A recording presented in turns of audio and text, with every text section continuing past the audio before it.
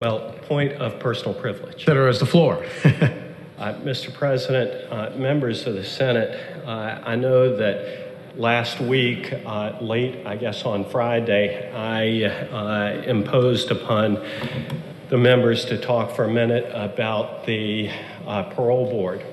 And since that time, there have been further developments that I think bear further comment. And I have to say that this is a Yogi Berra moment in that it's deja vu all over again. And with each passing revelation, each passing response to Freedom of Information requests, it becomes more clear that there is still something rotten in this parole board. And it smells worse with every single passing day. Back in July, the fiasco involving the Inspector General unfolded when a report was provided to the office of the governor. It was provided in a letter to Secretary Brian Moran. And when members of the media requested under the Freedom of Information Act, copies of that report, they received the most ridiculously redacted copy of a 7-page letter that I think just about anybody has seen, in that it was just a set of black boxes in which the entirety of the report was redacted. And moreover, the Office of the Inspector General wholly failed to provide copies of his report to legislative leaders as is required by law. It was finally produced, and what was produced was the letter that was sent to Secretary Moran. And once it was produced, it was clear why the governor's office did not want the public to see that report and that letter to Secretary Moran. It documented gross mismanagement and willful disregard of the law by members of the parole board who were appointed by this governor. And worse, it documented a disdain by members of the parole board for the rights and concerns of victims of crime in Virginia and their families. And back in July, the parole board actually got a preview of this report. They were the ones under investigation, but they were given a copy of the report by the Secretary of Public Safety. And virtually before the public got to see that report, the parole board had crafted its lengthy defense and refutation of the findings of the parole board. And it is clear that they were not going to provide a copy to the public until Leader Northam and Leader Gilbert demanded one under the statutory provision requiring the production. And when they did produce it, they provided it with a new notation that asked for that report not to be disseminated any further. It asked that of Senator Northam and Delegate Gilbert under what they described as a concern that it might somehow undermine the investigation being undertaken by the Office of the Inspector General, which is especially curious in that it was not on the letter originally sent to Secretary Moran.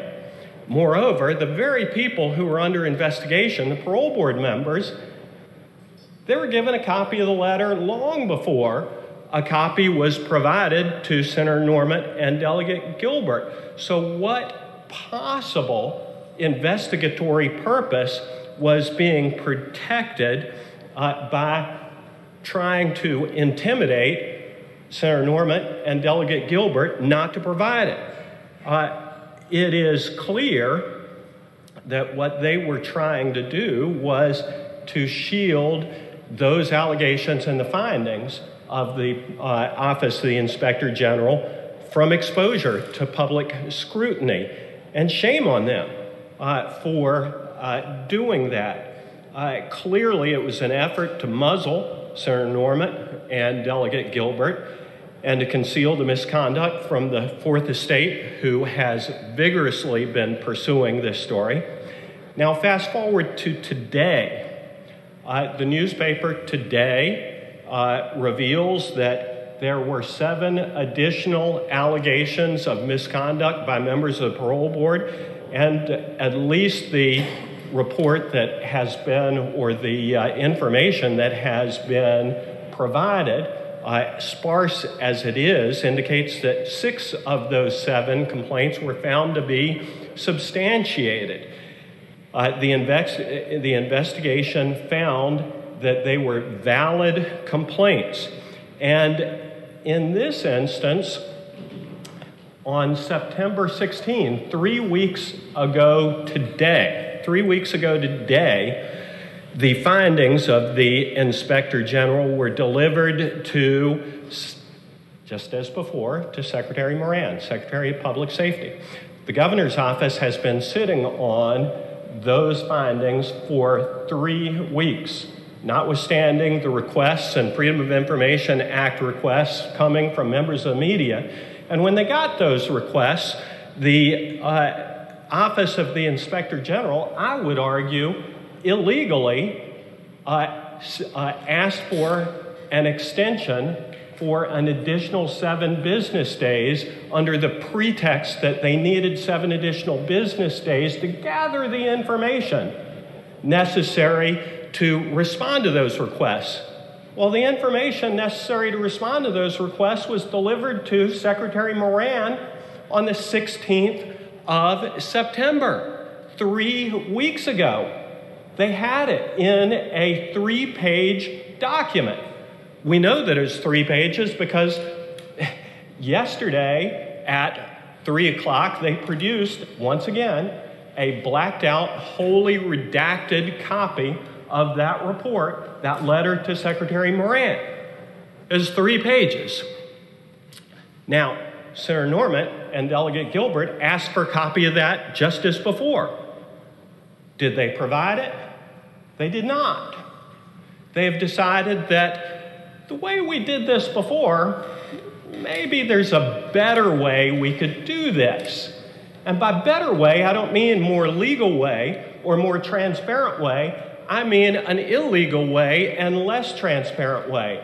What they did was they went back and crafted a sanitized and highly edited copy of the, or version or summary of the letter that was sent to Secretary Moran.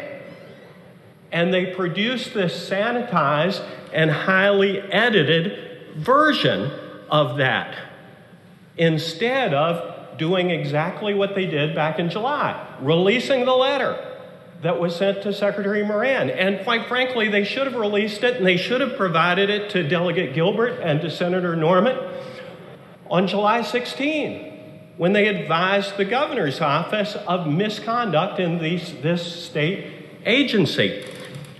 I would suggest that at a minimum, I mean, it's embarrassing. And they were embarrassed, and that's why they didn't want to produce it. It's embarrassing to be sure, but I would suggest that the governor's office and the Inspector General's office, if you'll pardon me for the phrase, they need to man up. They need to show some character. They need to own it.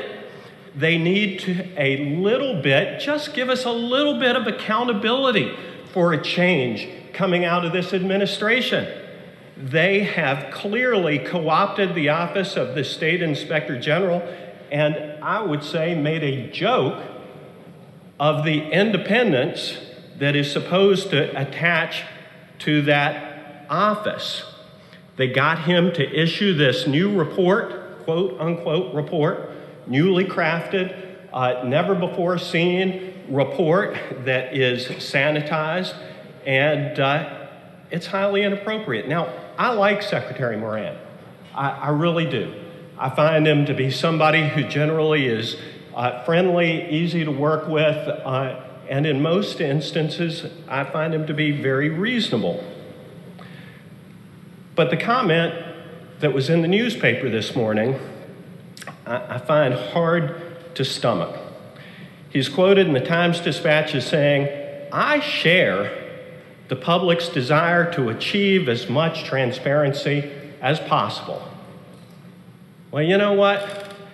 It's easy. All you have to do is release that letter.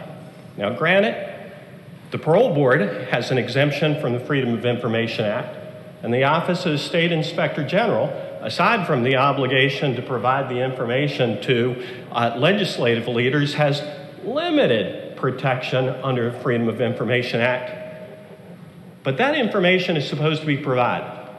It's supposed to be available to the public. And what the heck good is an independent investigation by an inspector general if it's going to be delivered to partisans of the guy who appointed him, and the relevant details are going to be hidden from the other side? The inspector general is supposed to operate impartially.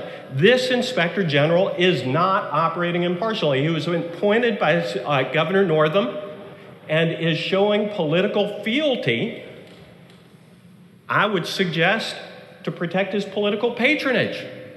He must show that independence. He must produce that report. He must provide a copy of that September 16 letter to all of the legislative leaders, the Speaker of the House, to Senator Saslaw, to Senator Norman, and Delegate Gilbert. If there are unpopular findings, if there are findings of misconduct that are embarrassing, well, you know what? Fix the problem. Fix the problem. This has festered since early this year, when newspaper stories surfaced that prisoners were being released without notifying victims, without notifying law enforcement officials, in violation of the state law, in defiance of the state law.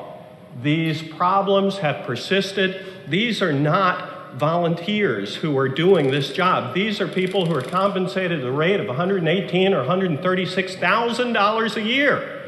I think the least we can expect from them is a little transparency and actually adhering to the laws and policies and procedures that govern them. I believe that the governor needs to fire his parole board, replace every single one of them. I think that the inspector general needs to do his job impartially, provide the reports that he is required to provide by law, and the governor needs to step up and ensure that that takes place. It has not, it should, it must, and I call on them to do this now. Don't make us go to court to force you to do your job. Do your job and do it today.